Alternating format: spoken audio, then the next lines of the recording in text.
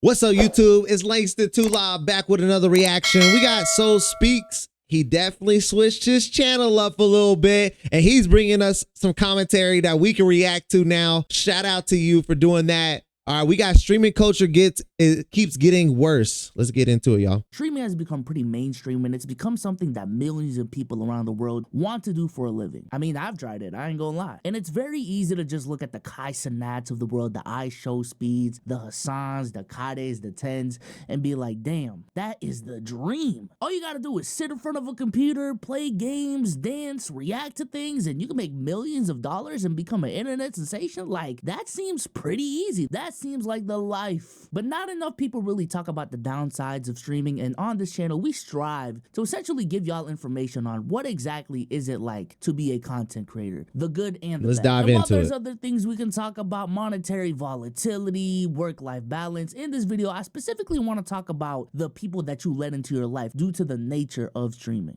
Okay, say what? Say more. It's gonna cause depression. I don't want to have to do an event during my and then 20,000 random dumb on Twitter gonna tell me how my should be, why it's ass, and it's my craft. Y'all know who y'all are until y'all streamers stop feeding into these. Yeah. Stop, Lacey, Ron. Y'all shouldn't have to explain Twitter's the yourselves worst. to these. Chat, you see, this is why I don't understand y'all, because you know I give it my all this weekend. Y'all still don't appreciate what I got. I'm gonna just stream tomorrow. Why are you saying that? Aiden, why are you typing in 2 sentences explaining to? No, it's you should go out, you gotta go at your pace, bro. I see Max depressed mid-subathon because he's in his community. When I tell y'all I was going through it, I was really going through it, bro. Like dead ass, bro. By day 10, I was like, I don't know how I'm gonna get through the rest of these 20 days. I'm having nights where I'm in the bathroom, like just bawling my eyes out. Like, do y'all remember around that time when my friends was here and I'm telling them like, if y'all had a button to press, if you want to continue your life, I was really on some shit, bro. I'm gonna keep it a buck, like real life. And for the first time in my life where I was sitting here like, damn, bro, I don't like streaming. I'm deleting. Okay, so so my thoughts on this, like just basically just starting off with it.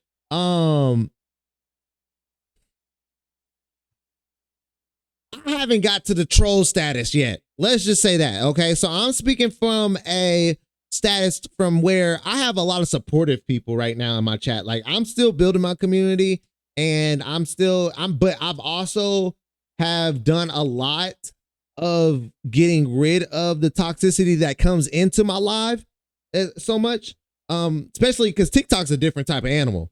You feel me? But I can only imagine. I'm starting to feel it a little bit more on YouTube. I'm starting to see some more trolls starting to pop up into the comments or whatnot on YouTube. But Twitter trolls, that's a whole nother ball game. I can't lie to you. So I can't really relate to too much of what they're saying so much. The only kind of like relation I can have to it is the people like on TikTok that come through the stream that I have to kind of like my moderators end up getting rid of or something like that. Or I either play into it. But I've never had someone that just made me feel like less than or made me get in my feelings and stuff like that. At one point, I can say I got really upset at myself because I didn't feel any like progression in all of the hard work that I've put in. And so that's the only kind of time where I kind of like stepped back and like kind of felt something, was just like a very long pause of like stagnicity. Let me start pulling out these words out the dictionary. No, all right, so I have started feeling that a little bit, and that was the only form of. And then it was one point a time where you like, damn, I invested all this money, I invested all this time, and then you're not seeing that growth. That's the only form of like in my feelings that I've ever got. But when it comes to like trolls, especially Twitter trolls and YouTube trolls and whatnot, I haven't got just technically there yet. But I have got it on TikTok. TikTok does a very good job at filtering a lot of the stuff sometimes. And so I don't see a lot of the things, or I have really good moderators on TikTok. So I don't really have to really worry about that too much. And if I do, I most of the time just play into them and I joke around. I haven't got to the point where I'm like, I sat in my bathroom and cried about it yet. My Twitter community. I'm deleting it. Other streamers are gonna follow in my footsteps. Ron's gonna follow. Jason's gonna follow. Max is gonna follow. We're gonna delete our communities so we can enjoy streaming what we want to stream without the negativity. Because we're fucking tired of the negativity. Twitter communities are the most negative space on the internet right now. They are. It's rage bait, hate, and there's no positivity, bro. What happened to me going live and seeing W's in the chat and the chat? What kind of Kool-Aid is he drinking, bro? His lips red as shit, what? what? Content instead of me going into my Twitter community and seeing 15 people out of the 10,000 watching hating. Alright, I'll tell y'all the truth. The reason why I don't want to just go live and do any more like streams right. Be careful what you ask for. I'm not asking for this. I'm telling you. I would love to have feedback. And that's all I see it as. I feel like, okay, a lot of these people, let's be completely honest, a lot of these streamers that we're speaking about right now are very young, in their 20s, 21, or early 20s, right? So I don't think that I would feel some type of way too much to it happening, but I would definitely love some trollish fucking feedback sometimes, or like just some blunt people. Like you get a community where like they always rocking with everything that you do, then sometimes they don't tell you the truth of what you're doing or what you could do a little bit better. And so that's why I'm like, okay, maybe I should, like, maybe it is good in some sense. It's just how you take it a little bit. I'll do a burner stream. It's because, like, bro, like, I just get nothing but, y'all are gonna call me lesbian in chat, but like I just don't get love anymore. Oh God, no, I was telling them the same thing. Oh God, they got just don't really get love anymore. So unless I have some planned shit, I just don't want to go live. Y'all call me a bitch. Y'all call me a lesbian. Bro, like there was a time, bro, when I didn't have to end stream and get like a bunch of hate, bro. Honestly, like for my own community.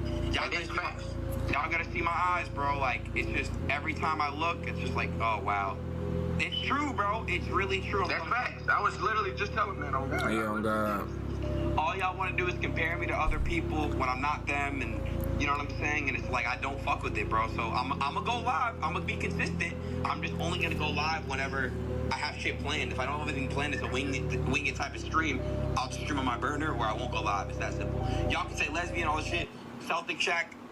And I get it, but listen, stan culture is something that's existed for decades now. I don't know if y'all have seen those old videos of Michael Jackson fans at his concerts and them crying and damn near dying. Like, it's crazy. Hell, even Michael to this Jackson day, different. Y'all know how Swifties rock. But I think specifically with ain't nobody streaming passing and out for how no Taylor streaming Swift content is made, it allows people a lens into your life that even like traditional celebrities don't have. When you follow your favorite artist or your favorite actor, especially back in the day, they'll pop out every once in a while when a new project comes around. Yeah. They'll go on tour and play their fans' favorite songs. They may hop on an interview here and there. You might see some pictures from TMZ, but there's still a level of mystique. There's still a level of mystery that us as fans we really don't know how these motherfuckers really rock in real life. I kind of miss that though. I feel like streaming low key has gave too much accessibility to some of us. Right? Where y'all see us like day in and day out. But there is a point in time where you're making this content, especially in the beginning stages. I feel like it's very important to have that kind of mystique, or that that like not giving yourself too much so people like are wanting you more. You feel me? Like sometimes a lot of people, they come out, and especially with TikTok, they go straight to streaming and they ain't put no content out. So then that's why they sitting in those rooms and they live and ain't nobody in there. And they sitting there feeling like they begging and whatnot, and they ain't got nobody in the chat and stuff. It's because they ain't put no content out to attract these people to want to just see what else you got to offer a little bit, you know? And so I can say that I'm kind of in the middle though right now, a little bit. Like I did it on TikTok, but I wish I would have did it on TikTok and YouTube. So I started the streaming stuff, and now I'm pushing to YouTube. So I'm like, okay, but luckily I got some supportive people behind me. You know, I got some more people. But like that's why celebrities back in the day were at a status more than what they are now. I feel like I was just having a conversation. Yo, Bad Squatch, what's up? Thank you for the follow. I was just having a conversation the other day, and when we were watching the boxing Mike Tyson fight, right? And y'all remember back in the day when we had celebrity deathmatch on MTV and stuff like that? Like I feel like our generation used to push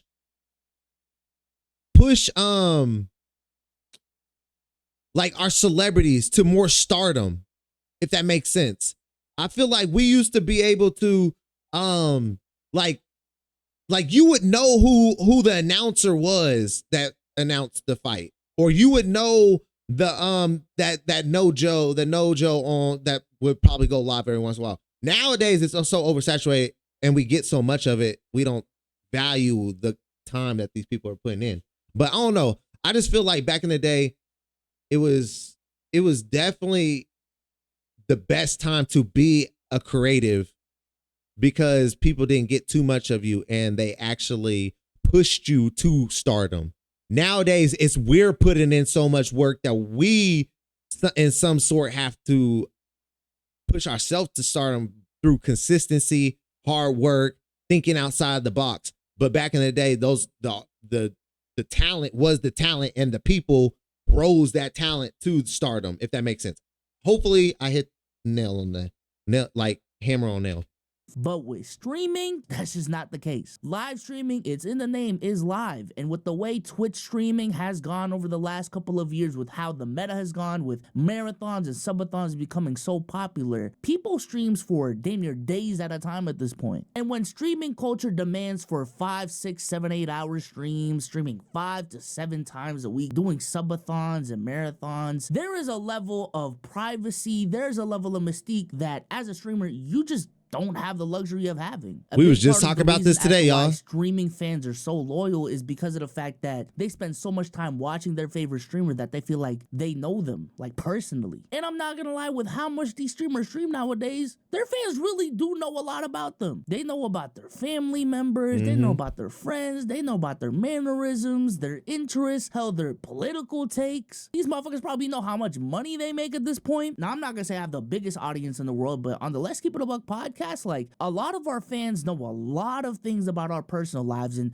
we stream twice a week for like 2 to 3 hours. And the reason why is when you're streaming that much, it's hard not to let some of your personal life into the content. It's just damn near impossible. And the combination of the content being live with how much these content creators are sharing in tandem with the fact that the chat is just, I ain't gonna lie, at the end of the day, it's just anonymous people typing in a chat, and from my end, all I see is a username and some text. These motherfuckers talk crazy now. They do be in the and chat wilding. to a degree, rightfully so, know their value to the streamer. Obviously, these streamers need their viewers. And because of that, a lot of streaming communities just get hella toxic and act like they can control what happens on stream. Yeah. Bruh, stop saying stupid shit like Valkyrie off stream again. She streamed all day. You didn't see that? Huh? Let her chill. She's tired.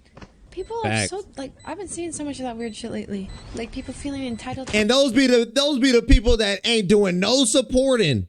They ain't liking your videos. They ain't commenting on your videos. They just doing nothing but just complaining. That's the one thing that I don't be. I only listen to the people that support. I can't cap. I like, hey, bro. And I'm not talking about value support. I'm talking about just showing up every day. Doing the free stuff and like having conversation in the Discord. You feel me? Like saying what's up to the new people and that follow and come into the chat. Like it's a lot of free stuff you could do that supports, that isn't value, I don't even know. I can't say the word right now, but that's not valuable. You feel me? Or not, what's the fucking word? Vonetarial? Her time? That's so weird. It's so weird. All I know, I saw one comment that like Trump was basically like calling me ungrateful just because I didn't stream a couple days. And they're like, seems like you're taking a lot of days off. Kind of ungrateful. That comment made me want to take a month off. You spammed it full of hatred and dog shit. Bro, you were saying the most hateful shit in chat as soon as I turned off emote only mode. Like, did you not see how decent it was? The whole thing? I don't care. It was fine. I was laughing out. Like, we're just chilling. Like, you're just mauling making the experience miserable. Why do you think we don't get any roleplay anymore? Because you're a shit fucking viewer, bro. It's lame as fuck. It's legitimately unstreamable. Listen, I don't have the biggest audience, but I have a big audience, and how some of y'all could just feel like you guys can just talk about my character and talk about my IRL relationships just because of the things that you see on the internet is insane. And I will say this, when it comes to parasocial online relationships, I do think it is important to understand that it is a two-way street. How streamers create create content doesn't help in removing parasocial relationships. And I say that to say it's not easy to just ignore chats. It's not easy to just ignore your community because this is your community. These are the people you spend hours of day talking. These are people that you have parasocial relationships with as well. So when they say your stream sucks, when they say you're bugging, you're tripping, when they say you fell off, all these different things, like it's hard to just ignore that and just say, it's just the internet. Yeah, it is the internet, but you spend a lot of goddamn time on the internet. I'm beginning to realize that my experience as a Twitch streamer is very different than like most people. Well, this is the same with you, right? Like you'll have these people who do these large things, but then you'll have people who write like more specific things, and then you'll hone in on that. Most of the time, it's people writing specific things on my chat, I would say. You have like a larger portion. Significantly more fair. Issue, people delivering their perspective on an issue. I don't think that it's a singular entity at all. I actually have a reverse parasocial relationship with my community, I would say, where I do know frequent chatters and like frequent contributors of the conversation, because I do treat it more like I have the opportunity to be inside of an arena, but then literally have a direct conversation with tens of thousands of people. Yo, look at Valkyrie's face, bro. But this is true though. What Hassan is saying is true. Coming from a guy who, when I did stream, didn't have the largest audience in the world, but still had a sizable audience. Like there were regulars in the chat. If you say that one more time, bro, you got a nice size audience. Interacted with. I wouldn't say I know you them, got, but I don't care. On Twitch, if you got 500 plus people in your live, you straight. I ain't gonna lie to you. You got it, bro.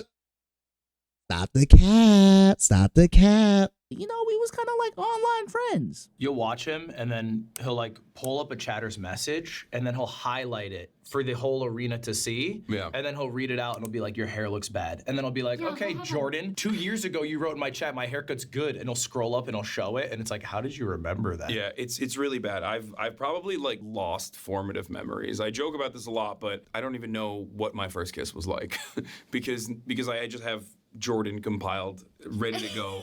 Like it's just there's too much. There's not enough space. This dude Hassan is missing core memories because of Twitch. Oh my God. Hell no. A lot of people they talk about parasocial. I can't relate to that one, chat. They're forgetting about the parasocial streamers, guys. Because I'm gonna be honest, 90% of my day is me sitting in a room by myself, talking to the chat. So, you know, I'm not perfect, but yeah. Yeah, I think it's important to recognize that when we shit on parasocial relationships, it primarily comes from a negative light of, damn, my fans are getting way too close to me. But let's not get it twisted. Streamers enjoy their relationships with their chat as well. And a parasocial relationship, like real relationships, isn't toxic all the time. It does feel really good to say that you have a community that knows you and that watches you for you. I feel like a lot of content creators would want an audience like that instead of the latter, because the latter is being so niched and boxed in and people only care when you're talking about certain things. But the fact that you've cultivated a relationship with your community that they just watch you for you, that is a pro. It's the reason why streamers can go from just chatting to playing video games to, I don't know, hopping on the Discord call, and you know, they diehards stay there because they're diehards. And I feel like it's just human nature to want to be part of a community. And I think it's great that a lot of streamers can find a community where they can share their stories, their life with, and, you know, feel accepted. But I do think it's one of those things where, hey, when the going's going good, the going's going great. I don't even know if I said that saying right. But when hey, bro, we all mess up. It's all good, brother. Ooh, it gets nasty. A crazy fan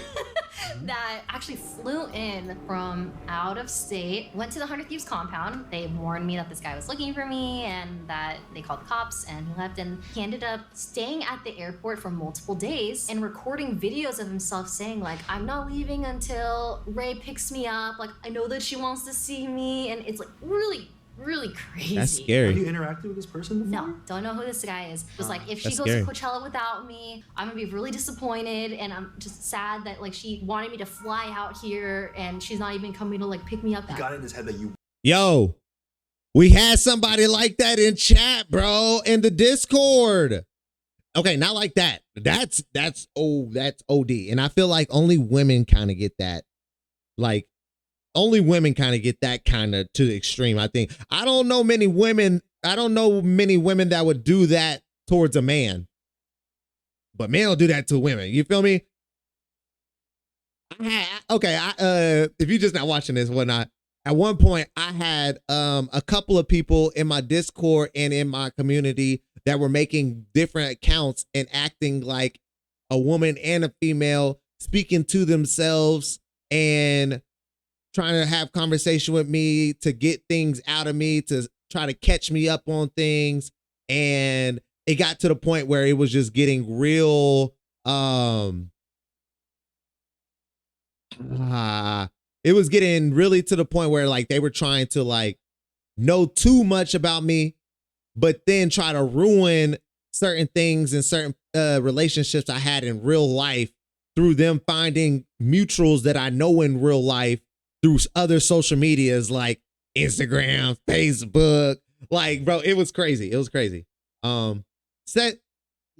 Luckily, W freaking mods, W everybody in the community that was looking out for me to pinpoint and catch these people up on their lies and their conversations and stuff like that, to where we figured it out that they were essentially running multiple accounts and like trying and speaking to themselves, coming up with fake stories. And it was crazy. It was crazy. It was to the point where they try to take over my community with negativity about me. Like, bro, like you could have brought up negativity about shit on Shade Room, but the fact that you were bringing up negativity about me to try to ruin what I'm growing is crazy work. But yeah.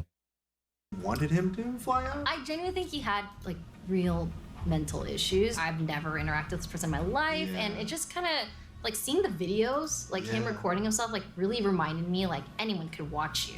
Anyone could watch you and build some sort of like parasocial mindset with any streamer or content creator they watch, and it's dangerous. That is a literal Stan. That is literally the story of Stan. Facts. I don't even know if my comment section know exactly why Stan is called Stan. My phone number was leaked, or someone the heck found my number, and they also found my friend Ray's number. They were able to spoof their number, which essentially means whatever number they're calling me from, they make it look like they're calling me from a different number. So That's they a nice, called comfortable me, and because they podcast had area. Ray's number, they made their number look like Ray's, so my phone reads it as, hey, your friend Ray is calling. Yeah. So fucking and like, you know our friends, we don't call each other. So when I saw that, I was like, oh my God, it must be an emergency. I pick up the phone, I'm like, hey, like, what's wrong? And I hear this deep, weird voice go, Pokimane, I'm coming to rape you right now. Oh! Literally kooky beans shit. No way. That's, And I just have man, I feel like could there's only something wrong in the head with these people, but this is what I'm saying. I can only Streaming can be so imagine dangerous. women. Listen, I think it's way women bad. on the internet need to be protected at all costs. Like the women that are not putting themselves out there like a OF, or like putting their bodies out there to get that kind of reaction from other men, right? Protect those women, because these women are actually just trying to make a living. They're trying to make great content. They're trying to be personable. They're trying to be themselves. They want to, you know, like they're doing everything they're supposed to do, like honorably, like for their integrity, holding their integrity for themselves. But then, you know, they get in this. This is what you're scared of as a woman. The women that are putting themselves out there, yes, I like protect you as well, but you also have to know what you're signing up for if you're putting your body out there or putting yourself in spaces that you probably shouldn't be in, if you need to have protection. That makes sense. I'm like, hey, you gotta live with what comes with what you do, you know? But it's sad that people have to live with what comes what they do when they're doing positivity in the world, or they're being themselves and carrying themselves at a high standard.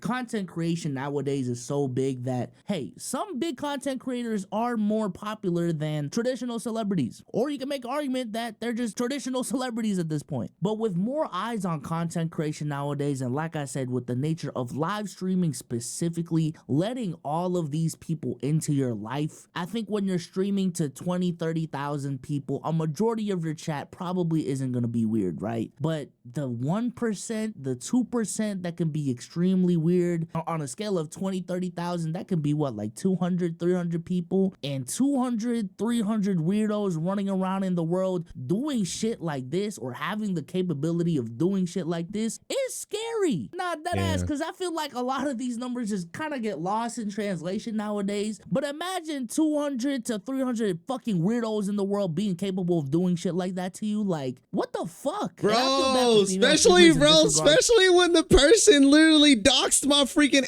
address, bro. Oh my gosh. Bro, oh, that was, y'all have never seen me turn off stream so fast. That was scary, bro. And I'm a grown man with that gat. You feel me? I'm not really, but I was like, how do you know that?